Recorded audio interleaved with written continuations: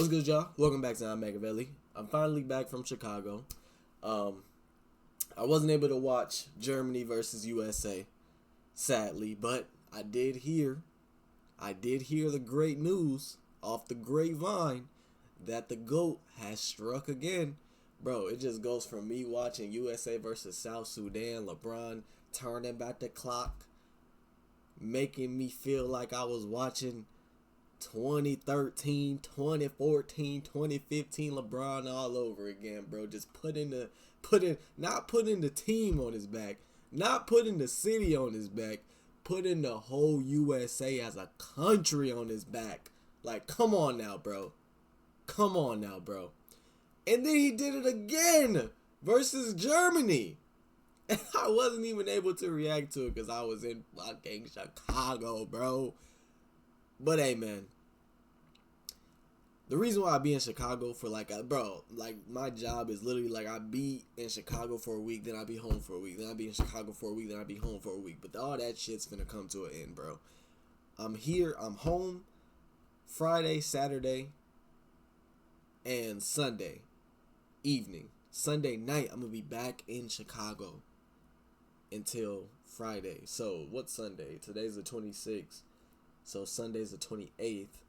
So I'll be back in Chicago from the 28th all the way until August 3rd, I believe. Working. But after that, that's my last week in Chicago. So we should be back on consistent uploads after August 3rd. But hey, man. Jimmy. They said they were the greatest team of all time. This team said they were the greatest team? Or are we talking about the dream team? Honestly, this team's wiping the floor with the dream team, but hey, might be a lot of old heads in the comments that don't agree with me, but hey, they're just holding on to nostalgia at this point, bro. Basketball is better nowadays than it was in the 90s, and that's just the facts behind it. But hey, man, let's get into this video. Enough yapping! Pete Corrals. Check this out. You see that score? USA versus Germany. Germany is up 82-81 with 4 minutes left in the fourth quarter. The game should have never been this close, but it is. In fact, it's been a close contest since the opening tip. Both teams going bucket for bucket. Neither of them really able. Bro, and I'm not gonna lie, bro. After I found out that these were practice games, bro, I really am just brushing all this off the shoulder, bro. Like, these games don't even count, bro. I thought these games counted for the Olympic record, bro. They don't even count. So just wait and watch for the real Olympics to start. Bro, USA is finna blow every team out the water, gang. And even if they don't blow every team out the water, they're gonna win every game. Let's be real. Look me in the eyes and tell me that they're not gonna win every game. You can't. Able to pull away. Someone is going to have to step up and take control of this game if they want to win. And of all the players on this court, of all the talent, the greatest shooter of all time, a former MVP, the future of USA basketball, it is none other than all-reliable 39-year-old LeBron James who completely takes over this game. Mr. All-Reliable. I ain't even see the highlights, so this is my first time watching this. Oh, look at the defense! LeBron trying to take over. Inside. Trying to answer the tie-in. James and others. Big board. To do so this coming weekend. And knocking down clutch free throws. No, Big board. Which will send him to the line. Look at this. Bro, look at the whole team, bro. They all ran up off the bench to make sure the GOAT was okay. This is aura, bro. This is literally aura, bro. KD, why are you not on the floor? You still injured? LeBron James open for three. Clutch bucket. Wide. He's a man. Whether does he take over? You have a right to do. With the game on the line and 4 minutes left in the fourth, LeBron turned back the clock and completely put Team USA on his back, scoring their final 11 points and single-handedly outscoring Germany. The Young Bucks are loving it. These performances should have came to an end years ago. And yet here we are, 22 years in, and the old geezer still got it. But wait a minute. This is the best basketball team on the planet. Some have even called this roster the best team of all time. Yeah. That's facts. Bro, if this roster played the 92 Dream Team, bro, they're literally mollywopping them, bro. But if that's the case, then why out of all of these players does it take a 39-year-old LeBron going ballistic in the final minutes to win a game by single digits? Is he the The GOAT? previous game against South Sudan was a similar story, with the go-ahead basket by LeBron being the only thing separating the U.S. from a loss. No, and I think, bro, another part of it, the world might be getting they might be catching up just a bit, bro. Bro, 1992, bro, that was more than 30 years ago, bro. 2024, 1992. Yeah, that was 32 years ago, bro.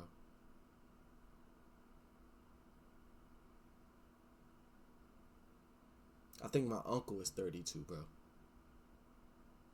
A couple months back, when this team was first announced, they were immediately hailed as one of, if not the greatest. So what I'm saying is it's basically 32 years of the world just putting in work, getting better at basketball, bro. 32 straight. Bro, if you work 32 years at something, bro, you're bound to be great at it. Let's be real. This team ever assembled. However, through 5 exhibition games, 3 of which were won by 6 points or less, the title of greatest team ever seems to have been given out a bit prematurely. Is this team truly the best team we've ever seen? On paper, they have all the credentials to fit the bill, but on the court, they aren't nearly as dominant as some teams from the past. Pre-ad. Today, a lot in surface that LeBron last summer, after a 4th place finish in the FIBA basketball world, You might just have you just gotta give it a little bit of time, Jimmy. You know, it's just preseason games, basically. These are just preseason games, basically. Gotta give it a little bit of time. Let it marinate a little bit. World Cup, reports surfaced that LeBron James was recruiting players from around the league to suit up for the U.S. men's national team for the 2024 Olympics, reaching out to teammates, friends, foes, all to better their odds of defeating a common enemy: everyone else. And although fun to imagine, the team he was attempting to put together seemed like a classic case of too good to be true. Except it actually happened. A 12-man roster that some are saying is the greatest basketball team of all time. LeBron, Durant, Curry, Embiid, Tatum, AD, Booker, Kawhi, who has since been replaced by Derek White, Edwards, Halliburton, Holiday, and Bam. One of the most loaded teams in the history of basketball. And yet, 5 exhibition games into this year's Summer Olympics, and this team has just barely escaped with a win on multiple occasions. Nowhere near some of the colossal blowouts we have seen Team USA put down in the past. Which begs the question, is this actually the greatest team of all time? Greater than the 1992 Dream Team? A group of players that won games by a record-shattering margin and took basketball to a global scale. Are they greater than the Redeem Team, or even the U.S. Olympic team in 2012, led by Kobe and a prime LeBron and Durant? Well, it all depends on how you want to define greatness. Are we talking about a team with the best collection of talent, or is greatness defined by how good they are as a collective unit? And since the 2024 U.S. men's Olympic team has yet to play a single non-exhibition game together, I assume we are referring to option number 1. In terms of major career accomplishments, such as MVPs, championships, All-NBA teams, the key milestones that we use to measure how great individual players are, here is how the 2024 U.S. men's Olympic roster stacks up against some of the greatest teams of the past. Damn, 14 championships? Holy shit. 59, 25. Damn. So, bro, 2024, they beat the Dream Team by 2 in the championships. They tied in finals MVPs.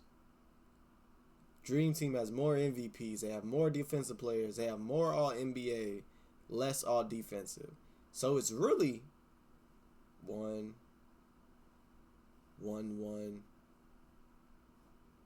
Wait. No. 1-0. 2-1. 2-2. 3-2. 4-2. 4-3. Damn. So out of these categories, Dream Team wins 4-3. Now, it's important to note But it is 1992. that I only took into consideration the accolades these players earned leading up to the time of the Olympics. So, for example, although Michael Jordan won 6 titles and 5 MVPs by the end of his career, I only included the 2 titles and 3 MVPs he won heading into the 92 Olympics. Okay, that's only solid. fair That's solid. since players on the 2024 roster have yet to finish their careers and still have time to pile up more accolades. So this is a snapshot of how accomplished these teams were at the time of their formation. And when ranked against the most accomplished teams, you could make an argument that this 2024 team... Oh, did I do my math wrong? 114 to 109. Oh, hold on. Y'all can't even see that. Look. Oh, must have did my math wrong. Need to go back to algebra. is the greatest of all time, just slightly edging out the U.S. men's team in 1992 and in 96. Oddly enough, the 96 U.S. men's Olympic team was more accomplished at the time of their formation than the 92 Dream Team was. But overall, this year's team is arguably the greatest team in terms of their basketball resumes. But that might be due to the fact that this year's U.S. Olympic team is old. Whoa, hold on. Bro, the 1996 team, they have refs in the team picture. If that's not the most rigged shit I've ever seen in my life, I don't know what is. You have a referees in your team picture. That's regular?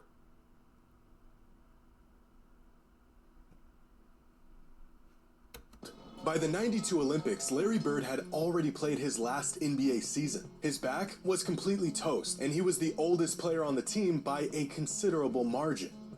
He was 35, which means right now... Bro, back in the day, 35 in the NBA, bro.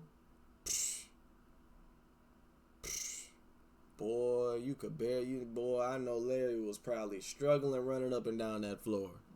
Stephen Curry is older than Bird was during the 92 Olympics. Nowadays, when you 35, you basically still like okay, so it's like your prime, and then 35 is like right here, bro. Like they, you know what I'm saying? It's not that far of a drop off no more, bro. Like this shit is crazy. In fact, Devin Booker has already been in the league longer than most of the players on that 1992 Dream Team. Damn. So although this 2024 team has the advantage of experience and longevity, the team in 92 got many of their players during the peak of their careers. So what if instead of accolades and accomplishments, we looked at how good these players were individually at the time of the team's formation? Here is a chart of the 2024 U.S. men's Olympic basketball roster and their production and efficiency from this past season. With box plus minus...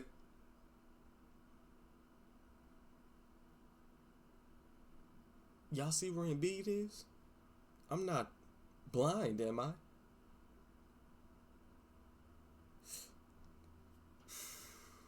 Shit. on the y-axis and win shares per 48 on...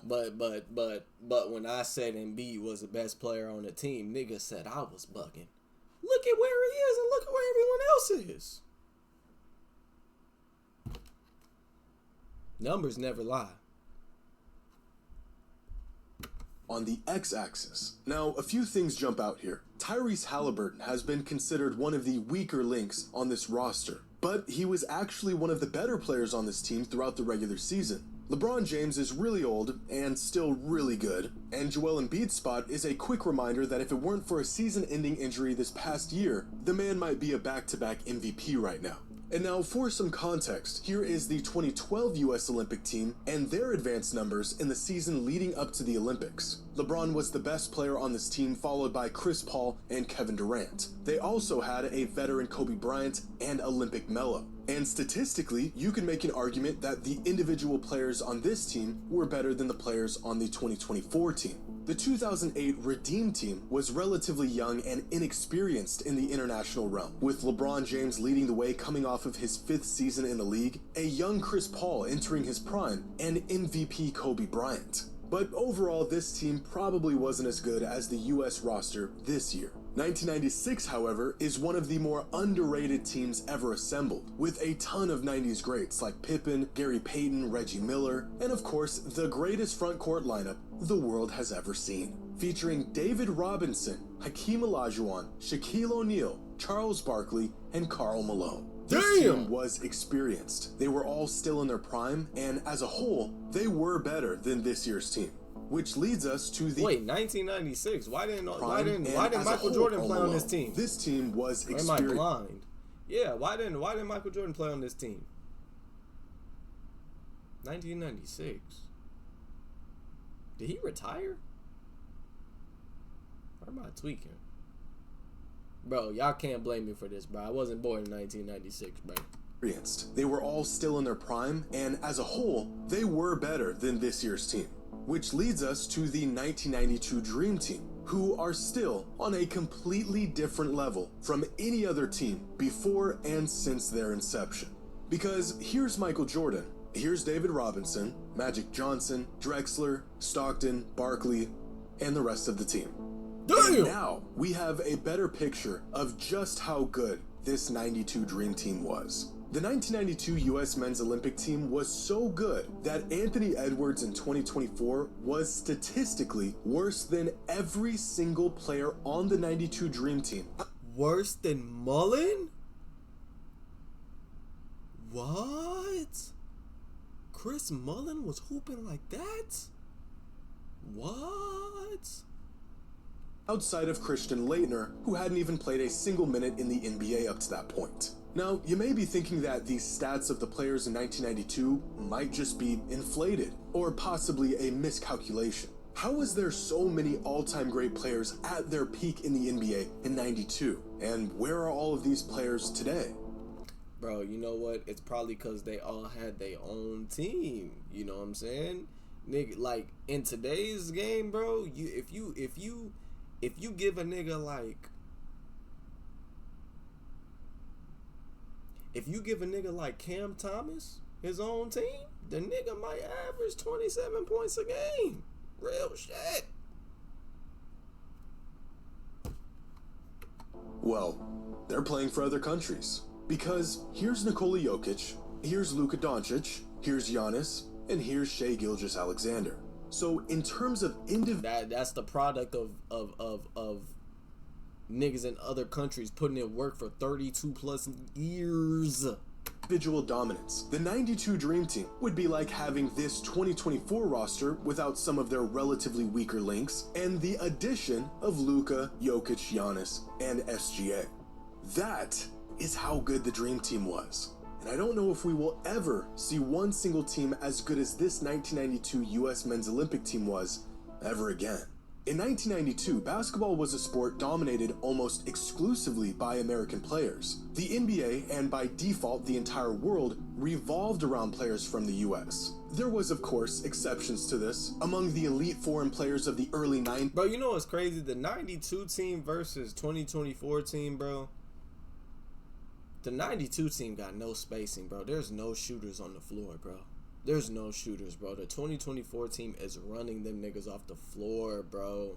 I'm telling you, bro. They got no shooters, no shooting threats. Their only shooting threat is Larry Bird. And he was on his last legs. So he's not really a threat like that, bro. Everybody else couldn't shoot for shit. These were Nigerian-born Hakeem Olajuwon, who ended up playing for Team USA. Patrick Ewing from Jamaica, who also ended up playing for Team USA. And B's locking that shit up, both of them. Probably not Hakeem, but he's definitely locking up Patrick Ewing, nigga. Detlef Schrempf from Germany, and Croatian legend Dražan Petrovic. But that was about it. the NBA had yet to really pursue basketball on a global scale. The two international teams AD locking up Charles Barkley that were eventually added to the league wouldn't make their debut until 1995. 95% of all NBA prospects were American-born or attending U.S. universities. But as Steve Kerr said after Team USA's loss in last year's FIBA World Cup, this isn't 1992 anymore. Over the last 32 years, the number of foreign-born NBA players has skyrocketed. From 21 foreign-born players, just 5% of all active players in the league in 1992, to 125 foreign-born players throughout the league in 2024, representing nearly a quarter of all active players. Today, when players join international competition, more often than not, they're just playing their NBA teammates in these tournaments. It's a bunch of NBA guys versus a bunch of NBA guys. The 92 Dream Team was and still is the greatest team ever assembled because they were a collection of the best basketball players, not just in the US, but in the entire world at the time. Outside of Hakeem, who was arguably not as good as Ewing or Robinson in 1992, and Isaiah Thomas, who was unjustly snubbed from this team, they couldn't have gotten any better. Now, in the case of this 2024 team, they're great, but they aren't nearly the best possible iteration of what the greatest collection of talent in the entire world would look like today. So not only was the Dream Team the greatest Bro. Oh, shit. I forgot. Wemby is not American, bro. I was like, bro, if this team had Wemby on it, yeah, bro. It's up, nigga.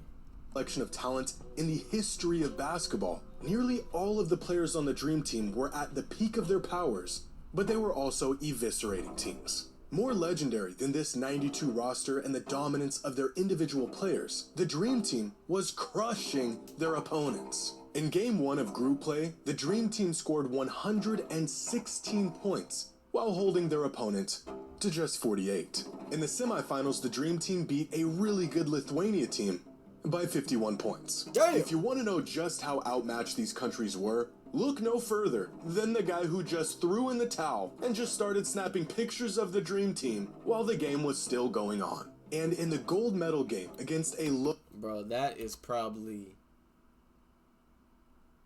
I don't think I've ever seen more glaze than this nigga right here. And he was actually in the game too. Look at his skin is sweaty. This nigga said, fuck the game. I'm about to snap some pics. This is history. We getting our ass beat historically right now. That's basically what he's saying. The Dream Team while the game was still going on. And in the gold medal game against a loaded Croatia team featuring 6 NBA players, the Dream Team won by 33 points. Look at this play right here. Gold medal game. The pride of an entire country. Bro, oh my, bro. Bro, look at how these niggas are playing defense. It's 5 niggas in the paint. 3 niggas are open. On the line. Barkley hits Leitner for a 3 and calls it good before he even puts up the shot. These games were never close. In fact, this team wasn't even fair. During the 92 Olympics, the Dream Team had an average margin of victory of nearly 44 points. The largest margin of victory of any men's team at any professional level, and twice the margin Team USA put up in the 2016 and 2020 Olympics. Their average margin of victory this summer has been just 10 points. Granted, they are still making tweaks to their lineups and experimenting with different game plans, so this number will likely change over the course of the Olympics. But through 5 exhibition games, they aren't winning in nearly the same blowout fashion we saw in the past. And this level of dominance that we saw from the Dream Team, the USA men's team in '96, 2008, and even 2012, will more than likely never happen again. In 1992, excluding the US team, the 11 teams that played in the Olympic basketball tournament featured 18 players that were active in the NBA or were in the NBA at one point in their career. In this year's Summer Olympics, the 11 countries outside of the US that are playing in the tournament feature 68 active or former NBA players. Now, this is an oversimplified way of looking at the caliber of these teams, because as we've seen before, having the most NBA talent on your roster does not guarantee success. But it does show just how much the world has caught up with the US in basketball. The once massive chasm that separated USA basketball from the rest of the world has been shrinking for over the last decade or so, and is now at a point where many countries can truly contend for a gold medal. As it stands, this 2024 US men's roster may be the greatest team. Wait. I just thought of something. Hold on. Let me go back to that real quick. Ooh. Greece and South Sudan. Bro, so basically what you're telling me is, hear me out here. What you're telling me is that if I move to Greece or South Sudan, I could be a professional basketball player in Greece or South Sudan? Those are my best odds? Ooh. Something to think about. It's caught up with the US from the point where many for US men's roster may be the greatest team ever assembled in terms of their accomplishments and their legacies and resumes. But when it comes to the sheer dominance they have on the court together and how good each individual player was at the time of the team's formation, the Dream Team is still the best team in the history of basketball. And with the leaps and bounds foreign players continue to make, I don't think we will ever see one single team reach this level of dominance ever again. A team that still remains the gold standard. Damn, bro. Hey, man, I say line them up, bro. 2024 team versus 92 team, bro. I think 2024 team got him, bro. They got him, bro. But hey, I mean, shit, they was waxing niggas by 30, 40, 50 points. But if you give it context, the rest of the world wasn't hooping back then. Now, the whole entire world is hooping. Which, when you really think about it, it literally helps LeBron's GOAT case at the end of the day, bro. It just proves that LeBron played against tougher competition. Hey! I ain't say it. Jimmy said it, nigga. Not me. Hey, man. If y'all enjoyed this video, make sure you like, comment, subscribe. If you're new, send me more videos, reacts on my Instagram or the comments down below.